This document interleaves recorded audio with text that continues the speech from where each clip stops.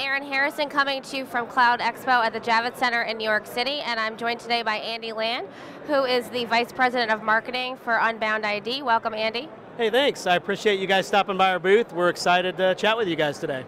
Yeah, so tell us a little bit about what your company does.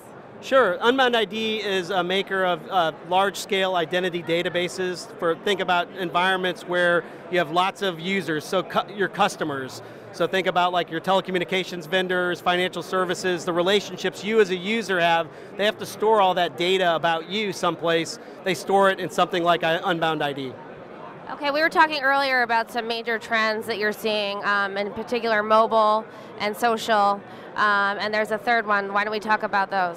Okay, sure. The big trends that we see, it's an interesting time right now in IT. I would almost hate to be an IT professional because at the same time you've got to deal with social, which a huge impact of obviously Facebook and Google, what they're doing out there, and all the different social applications. You're having to deal with mobility, the advent of all these mobile applications. So now you've got to put your business not only on the internet, but you've got to put it on all the mobile devices, and obviously there's a myriad of those to deal with. And then obviously the place we're at today, Cloud Expo, they've got to deal with this trend called cloud. So you're getting hit by all three of these forces at the same time, and all three, any one of which in and of itself would be very difficult to deal with, but all three at the same time just makes the job of IT extremely difficult. We were also talking a little bit about the bring your own device phenomenon. Do you think that's here to stay? As we talked about before a little bit, bring your own device is very interesting. I mean, obviously, you know, we're trying to cordon off the device so that you have your personal applications and you have your corporate applications. We're not a big believer in it, because we're an identity management company, and we think instead of owning the device or trying to cordon off the device, what you should really be thinking about is how do you deal with one identity? So really a concept we like to call bring your own identity, where the identity becomes the differentiator, and you understand that based on that identity, now I'm in a personal kind of realm, or I'm in a corporate realm, and that identity determines your access to applications and services, as opposed to trying to say, well, on this device, you know, at a certain way you got to get into this part, or et cetera. That we just feel like bring your own device is maybe a baby step toward the right way to do it, which we think is bring your own identity. Yeah, you were speaking earlier about Facebook and Google and sort of likening yourself to those organizations.